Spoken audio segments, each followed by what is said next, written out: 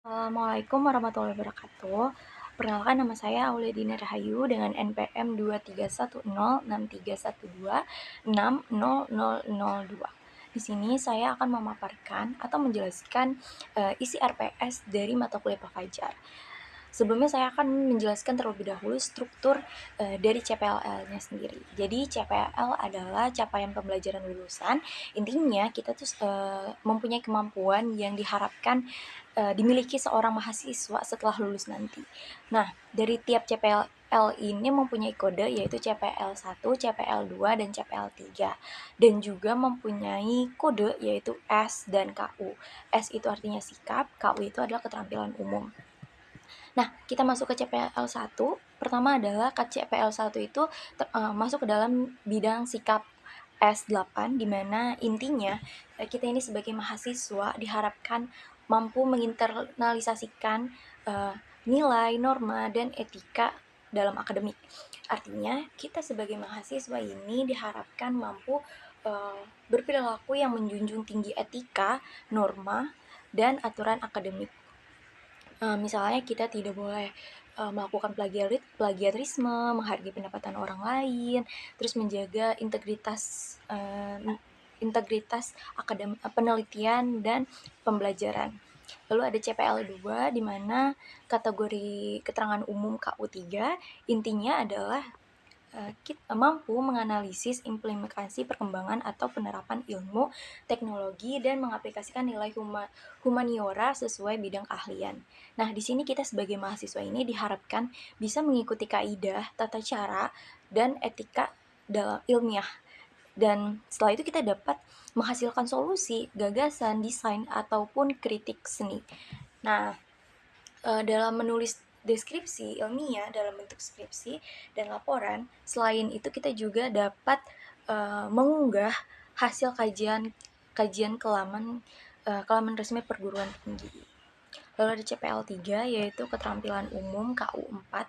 Intinya tuh kita mampu menyusun deskripsi ilmiah hasil kajian kita gitu. Dan kita dapat mempublikasikan ke laman perguruan tinggi. Bedanya dengan CPL 2 ini tuh lebih fokus kemampuan menulis dan mempublikasikan karya ilmiah. Lalu ada CPMK 1 yaitu isinya tentang mampu menyusun tugas akademik secara bertanggung jawab berdasarkan prinsip etika dan ketentuan akademik yang berlaku CPL 1, CPL 2.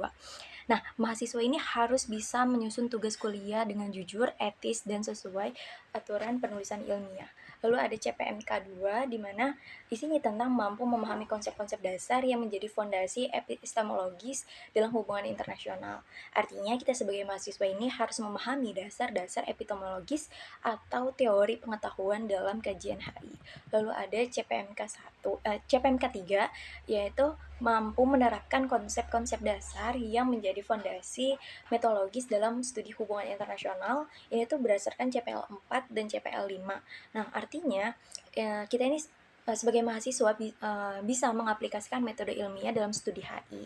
Lalu ada sub CPMK 1 di mana isinya mampu menjelaskan kerangka paradigma serta kaitan dengan unit analisis dan eksplanasi dan variabel. Artinya kita sebagai mahasiswa ini bisa memahami struktur besar paradigma sesuai kajian dan bagaimana hal itu dihubungkan dengan elemen-elemen penelitian. Seperti unit analisis, apa sih yang diteliti, dan unit penjelasan dan variabel. Lalu ada sub CPMK 2 di mana isinya tentang mampu menjelaskan keterkaitan logis antara konsep generalisasi, teori, model, dan analogi dalam kerangka berpikir ilmiah. Jadi kita sebagai mahasiswa ini diharapkan fokus pada keterampilan mengaitkan konsep-konsep ilmiah secara logis sehingga kerangka berpikirnya ini tuh beruntut. Lalu ada sub CPMK 3 di mana kita sebagai mahasiswa ini mampu menerangkan prinsip permusuhan pernyataan, tinjauan pustaka, dan kerangka teori dalam merancang fokus kajian penelitian. Artinya kita sebagai mahasiswa ini diharapkan dapat menyusun komponen penelitian mulai dari rumusan masalah, literatur review, hingga kerangka teoris. Lalu ada sub CPMK 4 di mana mampu merentang pendekatan, strategis metode, dan teknik analisis tepat untuk perancangan penelitian. Artinya kita sebagai mahasiswa ini soal memilih metode penelitian yang sesuai, termasuk strategi dan teknis analisis data. Kita dapat tepat gitu memilih teorinya. Lalu yang terakhir ada sub CPM kelima, yaitu kita isinya mampu menyusun proposal atau paper berdasarkan kerangka berpikir yang runtut dan komprehensif.